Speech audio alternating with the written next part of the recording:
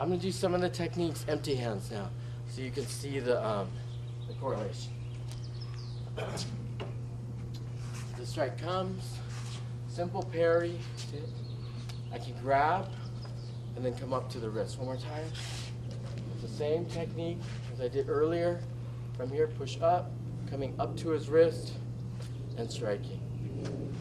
I can do the same push pop principle, coming down. This is my parry, grab, this comes down, this comes up.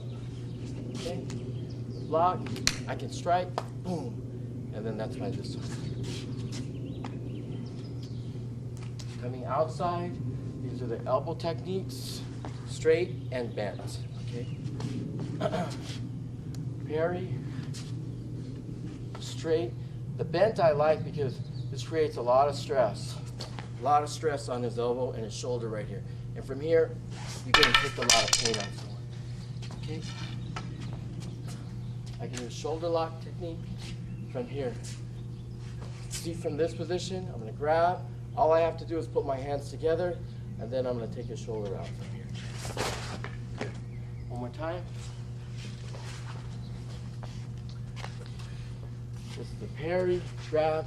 Make sure this is a strike. It's going to be a strike with your bicep here, and then from here, your hands just come together right here, and then you're going to push up and then down. Up with my right elbow, and then down with the left side. And that will be the takedown. Okay. And from here, it's a check. Then I can, as long as he's palm up, I can create my forearm to create stress on his stick, and that's a disarm here in this position. See? I like this next technique. It's just a variation of it. Block, check, push up, don't hold tight, boom. Creating stress this way. See it?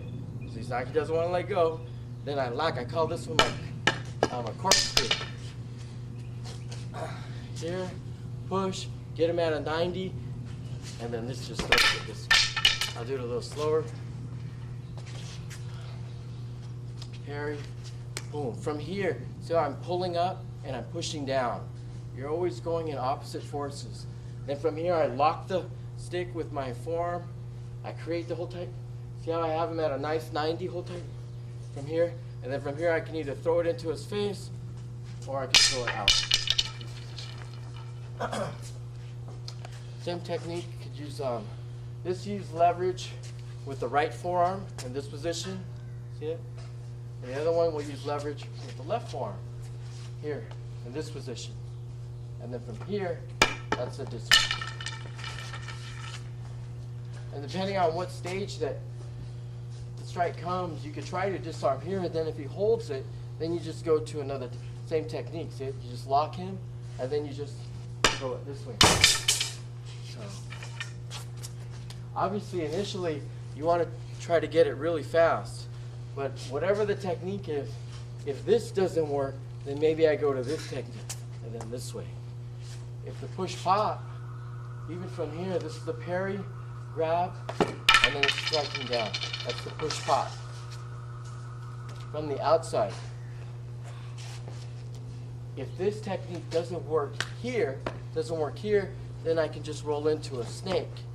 See it? Or I can roll into an elbow lock. I come from here, try the push pop, doesn't work, then I can go to an elbow lock. If I go from here, push pop doesn't work, snake doesn't work, well, now I have to go to his elbow in this position. But you have to continually progress to the next technique. Don't get stuck. Just realize there's so many options. But if you just remember, attack the thumb, attack the wrist, attack the elbow, dislocate the shoulder, and then maybe use the neck as a fulcrum. And with that, it's pretty simple to go into the next techniques. Don't memorize techniques. Just memorize what you're attacking.